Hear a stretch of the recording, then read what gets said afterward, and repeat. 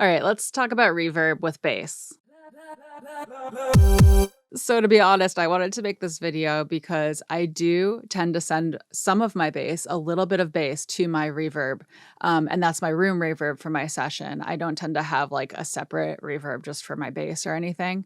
And I do that even though that is quote unquote against the rules, according to a lot of people. So I wanted to make this video to kind of just explain why I do it, explain how I do it, and kind of I don't know, I guess justify it, but also share how I tend to do it in case anyone is interested or curious or what have you. And because, I have gotten this question multiple times. So let's dig into it. I'm going to use this session here. This is an example session that I've been using for a while. It just has splice samples so that I don't have any copyright issues with my YouTube video. If you've watched the last few videos on my channel, you're probably sick of the song. I'm starting to get sick of this, this combo of samples, but I didn't have time to do a whole new one today, so we'll have to do that for another video. So what I have here, this is my bass track that we're going to be kind of focusing on today. I'm going to play the whole thing so you can hear it. In the end, it was a flash flood. 20 seconds holding my head under. So that gives you the idea of the track. It's just a few layers of samples, so I won't have any issues with copyright. And I think something to keep in mind here is that there's actually this whole history of how we treat bass in a mix. And it's actually really interesting, and a lot of it really depends on the technology that has been available throughout time. And I actually have a video that's all about different mixing styles and how your mix engineer's mixing styles will influence things. So I will put a link to that like in the cards and in the description below for you to check out, because I dig into it a little bit more there, including some other topics around mixing styles.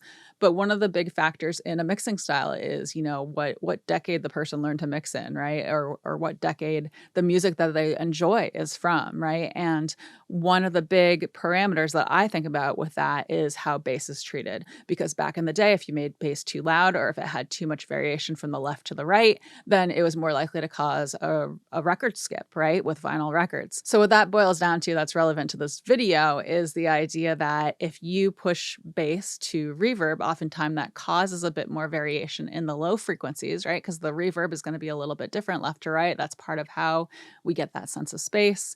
And so if you push bass to a reverb, it would be more likely to cause issues with something like a vinyl record. So that's, to my understanding, how we get to this rule in mixing that a lot of people follow, right? Where we don't want to send the bass to a reverb. And there's a lot of logic to it, right? It could cause a lot of trouble. And the other side of that coin is the style of music that you're working on, right? So if you're working on a style of music that is more of an old school style of music, for example, then you might want to follow more of those old school mixing rules, right? Where you don't have the bass going to the reverb and you might have the bass just in mono, strictly in mono, right? Whereas when we get into more like modern genres, I think a lot about like the EDM stuff, the very electronic bass heavy stuff where you can and you do want to make the bass much louder. You don't have to worry about those vinyl rules, right?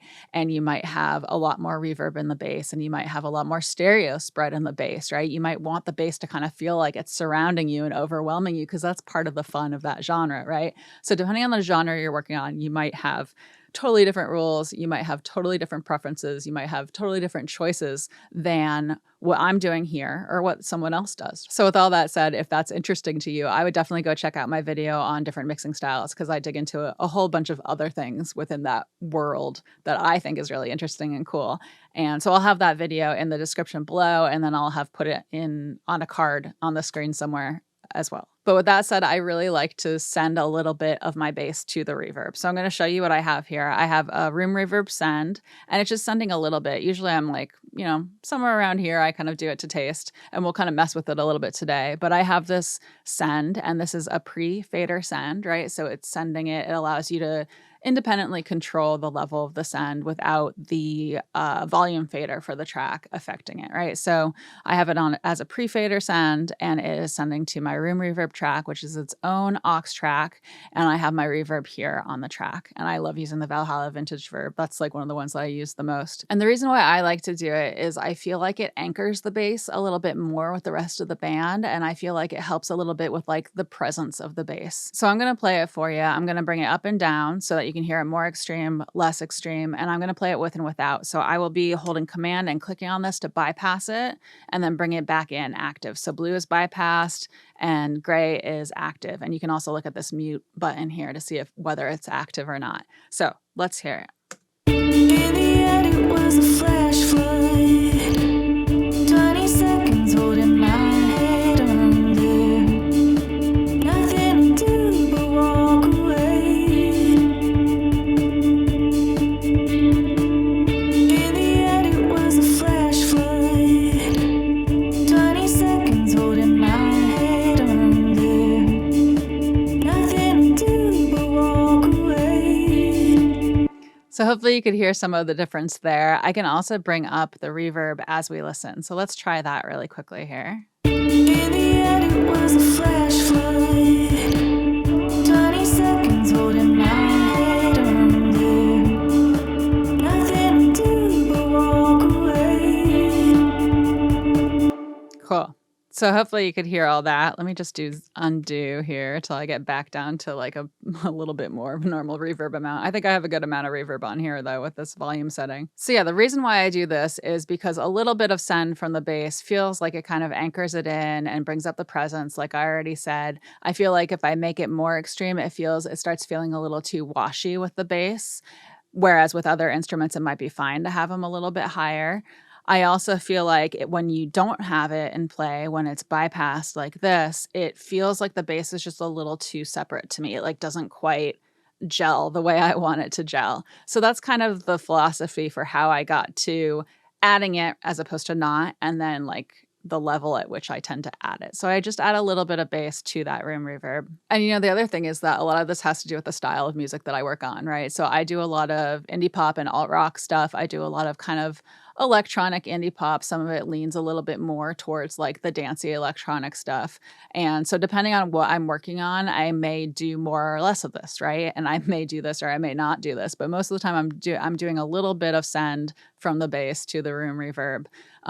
But again, it's because I'm working on some more modern electronic stuff where we might want a little bit more of that. And I like how it adds to that sense of space because I'm kind of obsessed with the sense of space in my mix. All right, so I'm going to actually bring this back in. So I'm going to command click to bring it back in, and I'm going to close it out here. And we're going to actually talk about how I process the reverb itself so that when we do send a little bit of the bass to the reverb, it's not as much of a problem as it otherwise could be. But first, I do want to say that this video is sponsored by me. So if you're an artist and you'd rather not deal with any of this technical stuff, then please feel free to reach out to me. I am an audio engineer first and foremost. I started working in commercial studios a little over 20 years ago. I've always focused on the engineering side of things, the production side of things. That is my specialty. My specialty in terms of genre is indie pop and alt rock.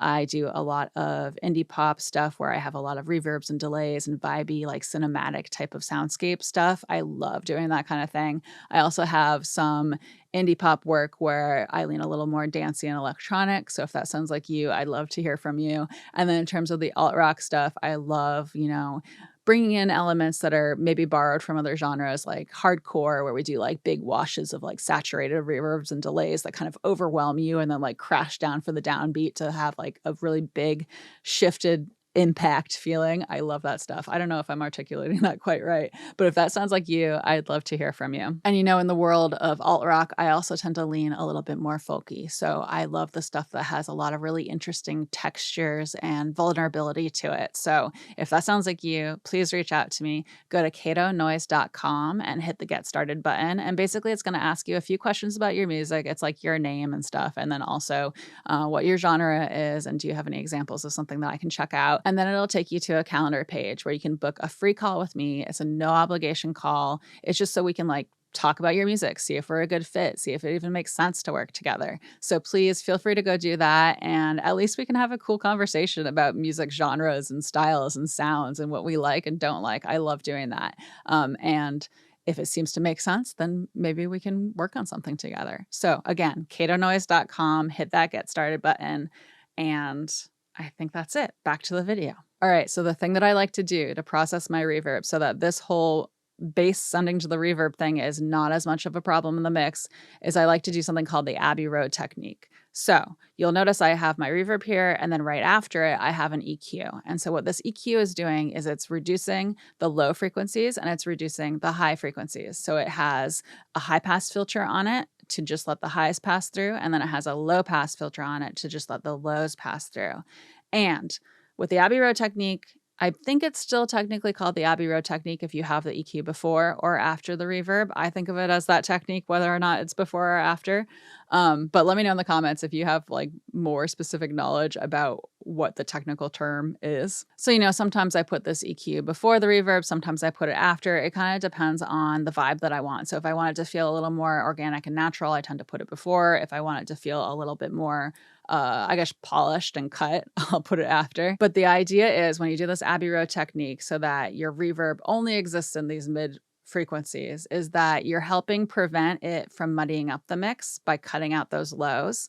And then when you cut out the highs, it helps the things that are dry in your mix kind of pop through so they don't get as tamed. They don't get as toned down, right? They can still pop through and feel crisp and clear and clean in the mix. So that's kind of the logic here. And sometimes I vary these frequencies based on what I want, right? If I want like a little more of a shimmery reverb, I might move these up a bit.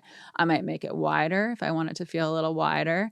And I might bring it down lower if I want it to be like a little bit more of a spooky reverb, right? It kind of just depends on the reverb you're using, the vibe you want, the emotion that you want. So that's the Abbey Road technique. And I think the reason why I think of this as being relevant to our whole bass discussion today is because when you think about it, the bass is going to the reverb, and a lot of the bass exists in the low frequencies, right? But it's getting cut out. It's getting removed from the reverb anyway. So a lot of what comes through from the bass in the actual reverb itself is from these higher, these like mid frequencies, right? So it's a lot of the harmonics of the bass, and it's a different part of the bass, right? So it's not the stuff that would normally clutter up your mix when you're talking about sending a bass to a reverb. So let's hear it with and without this technique. I'm going to close it. And I actually did just update this a little bit, so it might sound a little bit different than how we had it a minute ago in this video.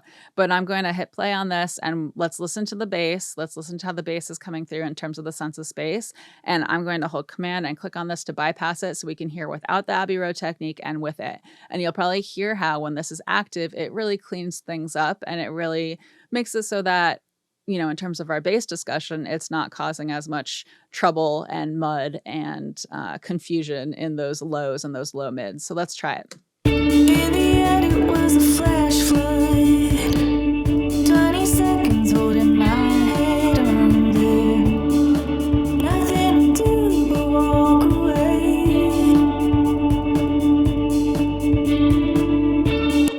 So hopefully you can hear how much cleaner it is when this is back on, when it's grayed out here. I'm just going to do Command Z to undo this volume change. I brought it up so it'd be a little bit more obvious and a little bit easier to hear, a little more extreme. Let's hear it again just at its standard volume.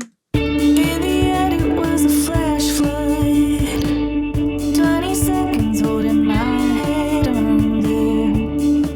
Nothing. So now that you heard it more extreme and you anchored onto it, hopefully it's a little bit more obvious in your head when you hear it with and without at a lower volume, right? And oftentimes I might have like the reverb a little bit lower than this. This is a little high in the mix. But yeah, let me know what you think in the comments below. And kind of related to this whole discussion today, I do have another video that's all about how to make your band feel less disconnected, less disjointed, less artificial, and kind of like emotionally flat. And if it just feels like your whole band is just a little disjointed in the mix, even though the playing is correct, then I would check out this video because it's all about sense of space in the mix and how much that impacts our impression of the band, right? So, and it talks a lot about how we can use reverb in our mix. So, for example, using reverb on a separate aux track like this, a separate bus track like this, versus putting it on the individual tracks, stuff like that. And I think I talked about the Abbey Road a little bit in that video as well. So if you found this interesting and you might want to dig more into that world of things, please check out that video. I'll put a card on the screen and I'll put a link in the description for you. All right, I think that's about it for today. So let me know what you think in the comments below. Like, comment, subscribe, share my channel with a friend that might be interested in it. I would really appreciate it. I also have a Patreon, so it's patreon.com/CatoNoise.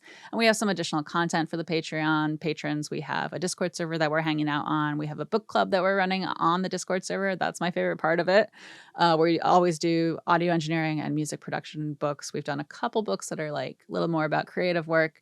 It's so much fun. We tend to meet in the voice channel of the Discord server on Sunday mornings. So if you are interested in that, I believe you can join for as little as $1 a month, and it's patreon.com/Cato And like I already said, this video is sponsored by me. So if you are an artist and you would like help with your music, whether that's full production, mixing or mastering, I would love for you to reach out to me, especially if you're in like the indie pop, alt rock, stuff that's adjacent to that world. So go to catanoise.com and hit that get started button, and we can have a free, no obligation chat to see if we're a good fit.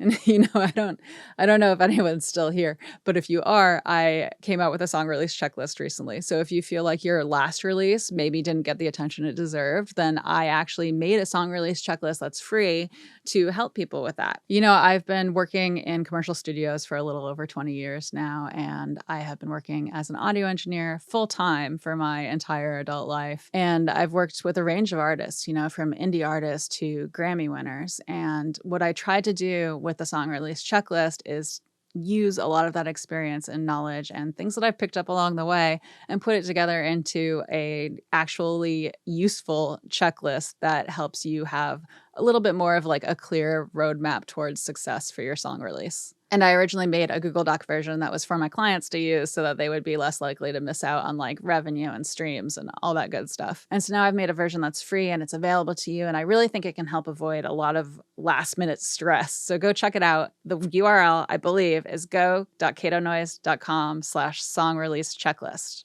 And that's it. That's the whole video. Thanks for hanging out. Okay. So what's new? Oh, I got some toys. Hold on. All right, so I got these recently. It's like the Ernie Ball 9-volt batteries that are rechargeable that you can actually use with a guitar. Because a lot of the time, if you try to use a rechargeable battery with a guitar, they don't like have the correct output they don't maintain their output properly.